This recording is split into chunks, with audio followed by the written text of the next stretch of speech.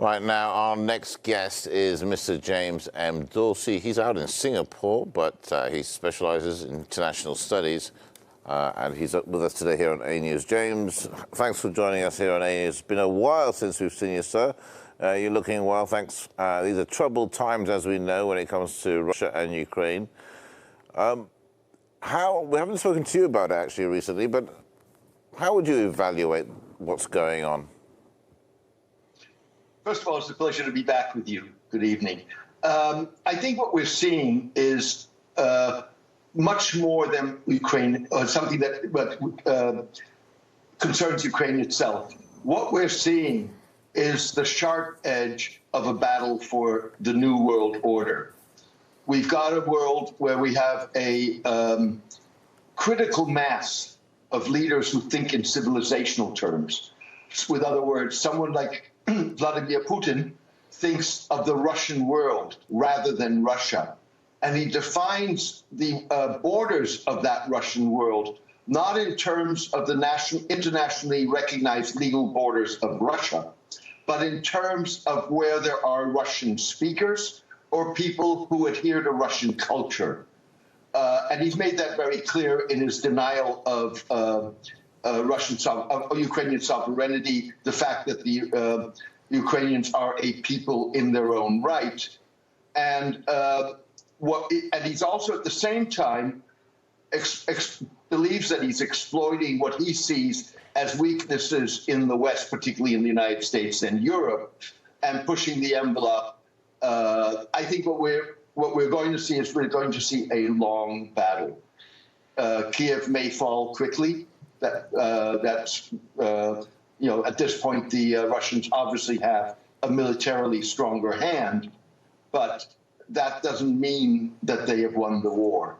And that's a war that takes place on multiple platforms and in multiple areas, not just military.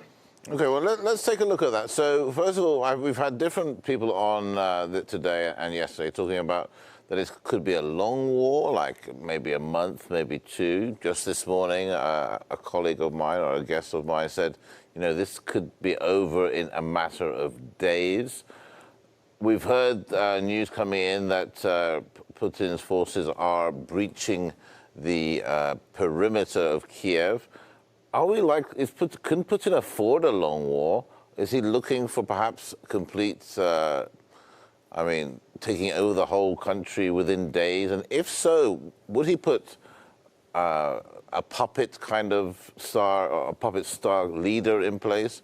How do you foresee it sort of working out? First of all, I think all of your speakers are right. Those that say that this is a long war and those that say that this is a short war. Sure. Nobody knows. I mean, we're all sort of watching this very closely and trying to draw conclusions, but we're looking into a crystal ball. Sure. The second thing I would point out is I think we need to define what is a war.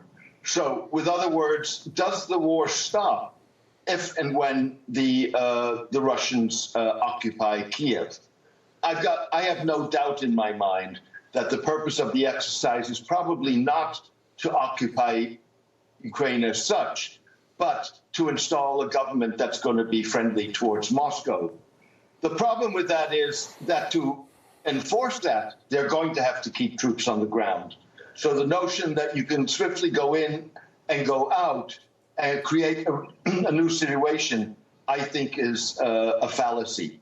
The second thing that I would point out is that we are most probably, in the eventuality that the Russians do prevail militarily in the short term, whether that's days or whether that's a month or a couple of weeks, whatever it may be, but we're going to see resistance, and we're going to see probably long-term resistance, long-term harassment of Russian forces. I think the comparison that many people make, and possibly have made on your show, with Afghanistan is a bit of a complicated comparison, because in the case of Afghanistan, you had Pakistan, which was fully fledged in this and willing to stand up to the Soviet Union, side with the Americans, and serve as a base. It's unlikely that neighbors of Ukraine would want to go to that extent, or that NATO would want them to go to that extent, because then you really get an expansion of the war, and the United States and NATO get drawn into it. But there are all kinds of other forms in which neighbors and allies of Ukraine can support the resistance. And I think you will see that. Interesting, interesting. All right. What do you make of these international sanctions from the US to the UK to the EU? Are these sanctions enough to slow Putin down or even make him think twice about what he's doing? I think the answer is in the pictures that you're showing on television. It hasn't slowed them down. The problem with sanctions is multifold. One, they take a long time to take effect. Two, it's questionable how effective they are. Take the case of Iran.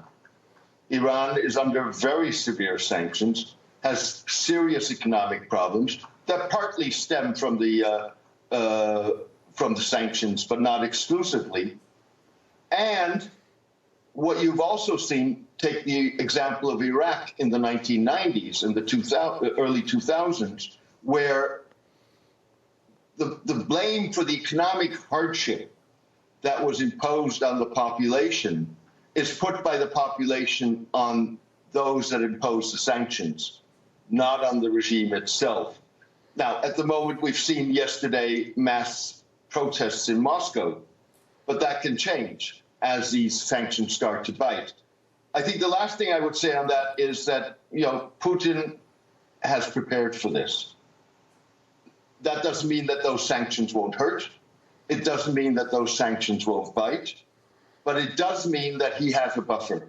He has significant reserves, some $600 billion worth of it. But keep in mind that only 16% of those reserves are denominated in US dollars. The rest are in euros, they're in gold, they're in Chinese renminbi. So he's prepared for this, and he has a fair amount of breath before this starts to really hurt and impact him. Okay. Are we at a point of no return? Is this it now? We have to follow it through, or not follow it through, we have to see as Putin follows through. Is there any way to bring him back to a negotiating table or diplomacy, or is there something the West, the so-called West, I hate using that word, but the West can offer Putin so he does stand down? Well, first of all, never say never.